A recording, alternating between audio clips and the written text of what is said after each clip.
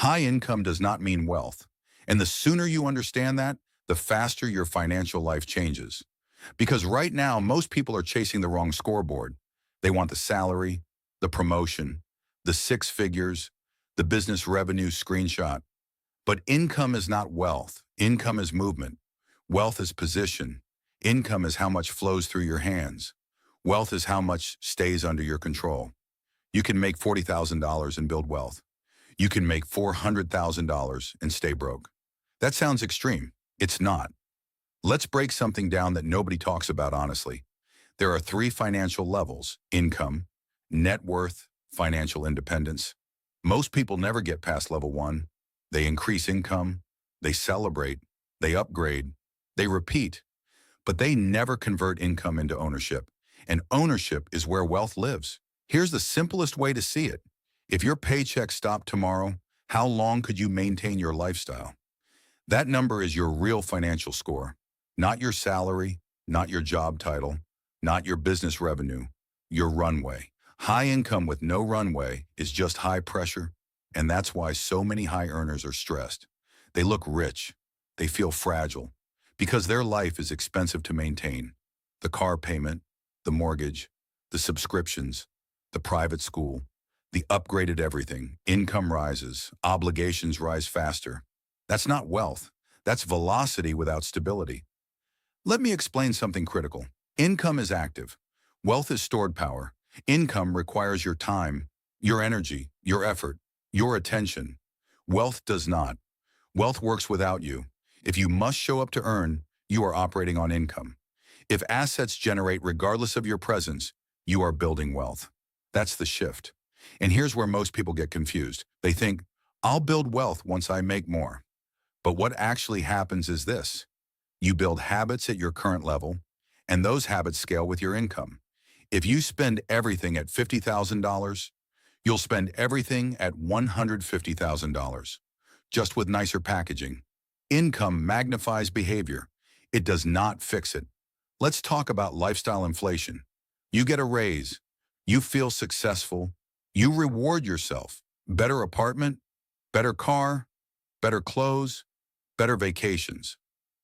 Nothing wrong with enjoying life. But here's the hidden danger. You upgraded fixed expenses. Now your survival number is higher. Your freedom number moved further away. High income feels powerful until you realize you need every dollar to sustain the image. Wealth feels different. Wealth feels calm. Because wealth lowers pressure, it increases options.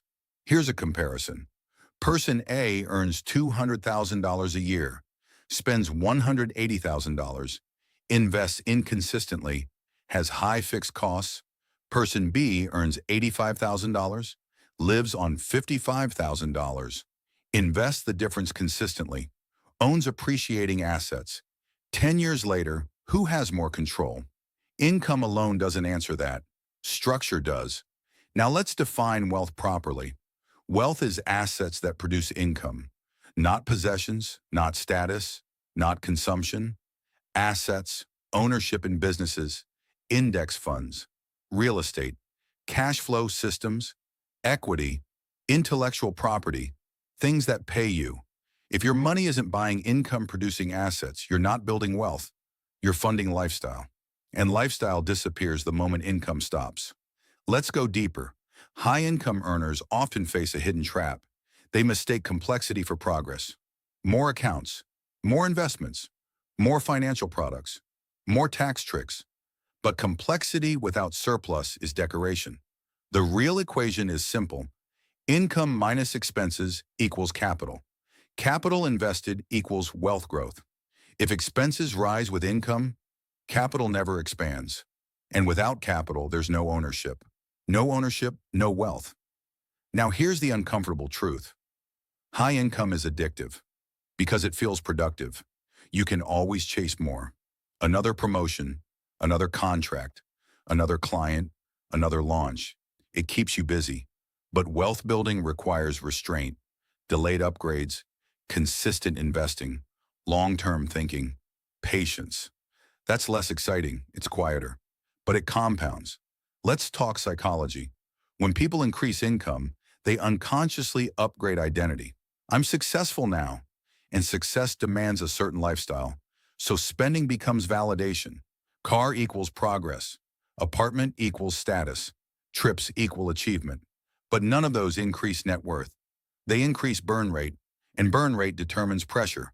Wealth reduces burn rate pressure. High income increases it if unmanaged. Here's another way to see it. Income is speed. Wealth is distance traveled. You can drive fast in circles, or you can move steadily in one direction. Most high earners are driving fast in circles. Impressive speed, no meaningful distance. Now imagine this instead. Every raise you get, you increase investments first. Every bonus, a large percentage buys assets. Every income jump, lifestyle increases slightly, assets increase aggressively. Now income becomes fuel for wealth.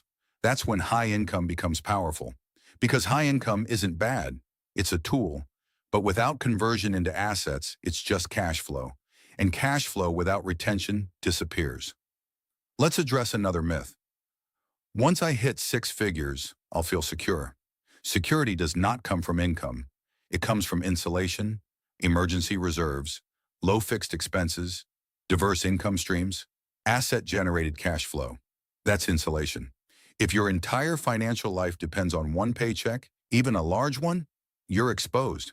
Exposure creates stress. Wealth reduces exposure. Let's do a quick mental audit. Ask yourself, if my income dropped 30% tomorrow, would my life collapse? If yes, you don't have wealth yet. You have dependency. Dependency is fragile. Wealth is durable. Now here's where this gets empowering. You don't need to earn dramatically more to begin building wealth. You need to control the gap between income and lifestyle. That gap is where wealth lives. Protect the gap, expand the gap, invest the gap. That's the formula. High-income earners who become wealthy protect the gap aggressively. They resist upgrading everything. They automate investments. They increase earning power while holding expenses steady. They let assets catch up to lifestyle. Most people reverse that. They let lifestyle chase income. Assets lag behind, and the gap never grows. That's why some people earning modest salaries quietly retire wealthy, and some earning huge salaries never escape the treadmill. Now let's zoom out. The goal isn't just to make money. The goal is to own your time. High income buys comfort. Wealth buys freedom. Comfort feels good now. Freedom feels good forever. And freedom requires assets that generate without your presence. So here's the shift I want you to make. Stop being impressed by income. Start being impressed by ownership. Stop asking, how much do they make? Start asking, how much do they own? That's the real metric. Income is public, wealth is private, income is loud, wealth is quiet, income flexes, wealth compounds, and compounding is boring until it isn't. Until one day your assets cover expenses, until one day work becomes optional, until one day income becomes a bonus, not a necessity. That's wealth, not the car, not the title, not the headline salary. So if you're chasing higher income right now, good. Increase your value, grow your skills, negotiate better, build leverage. But don't stop there. Convert income into assets immediately. Before lifestyle expands, before identity inflates, before expenses harden. Because once expenses harden, freedom gets expensive. Remember this, high income without assets is temporary. Assets without high income can still grow. But high income with asset discipline, that's unstoppable. So the next time you think, I just need to make more, pause and ask, if I made more tomorrow, would I build wealth or just upgrade lifestyle? Your answer tells you everything. High income doesn't mean wealth. Ownership does. Control does. Runway does. Assets do. Build those, and income becomes powerful. Ignore them, and income becomes pressure. Choose wisely.